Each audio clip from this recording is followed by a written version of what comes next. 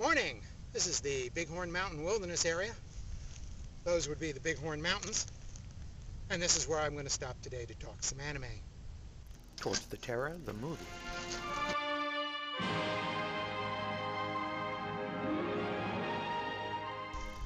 Towards the Terra was a lengthy manga serial created in the late 1970s by Keiko Takemiya.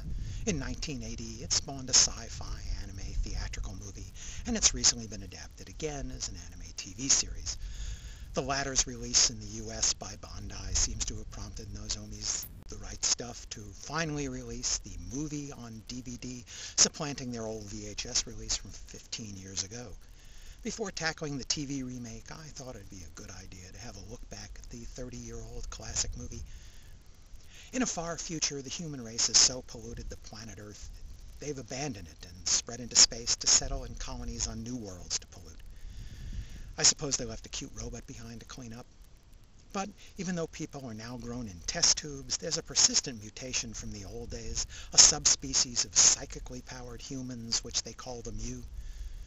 Since humans fear these Mu, they kill them as soon as they manifest any abilities, and the surviving Mu therefore live in hidden communities deep within the planet.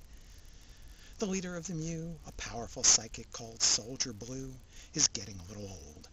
He's identified a powerful psychic among the humans, Jomi, and he tries to rescue him before the humans detect his Mu abilities and kill him. He plans to make Jomi his successor.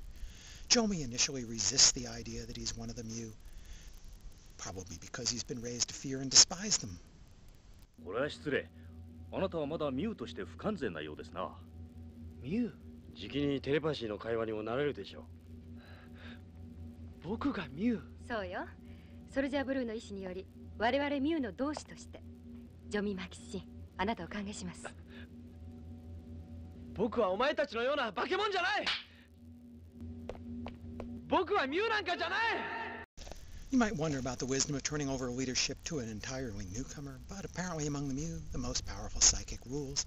Once Jomi accepts his role, he gets a cool-looking cape to wear too. Meanwhile, in the much larger human society, they have quite a different and more repressive kind of totalitarian state. To make sure mankind doesn't screw up their new world, they're all ruled by an Orwellian authority called Central Control and directed by a mother computer. Keith Onion is one of the elites among the humans, an upcoming leader dedicated to destroying the Mu and returning mankind back to the home planet Terra. Since life on the New Worlds is less than ideal, both man and Mu would like to return to Terra now that they assume the ecosystem has recovered from past abuse. And the mother computer is going to help Keith Onion lead the humans towards that goal. ではキース・アニャン、出動しなさい。赤霊シロエが逃亡しました。僕にしろよ。反逆者は抹殺されるべきです。命令です、キース・アニャン。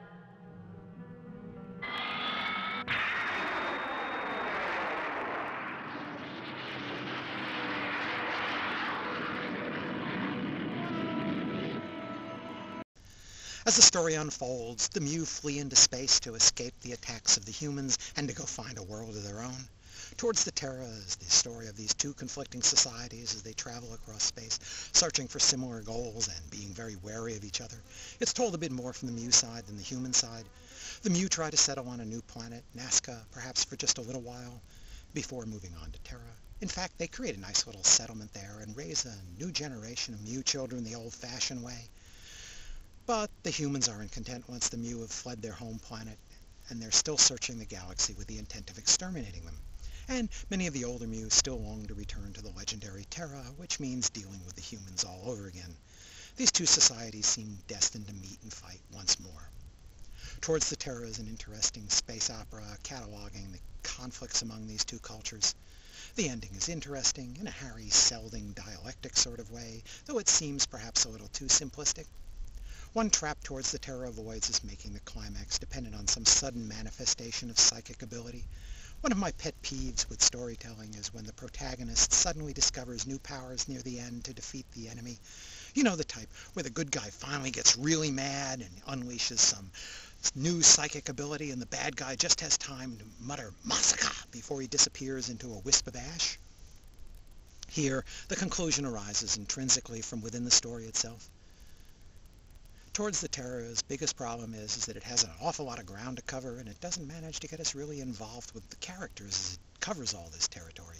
There are 3 generations of the Mew: Soldier Blue, Jomi, and finally Tony and his fellow young Turks that have been raised on Nazca. And in the human world, Keith Onion will rise from student to leader, and he'll meet and work with a lot of other humans along the way. In the 2 hours the movie has, the creators just didn't make me care about any of these characters enough. So when people died, and plenty of people do die through this story, I just didn't care enough. The cast seemed to be holding me at arm's length. The animation from Toei is pretty darn good, and it still stands up pretty darn well today.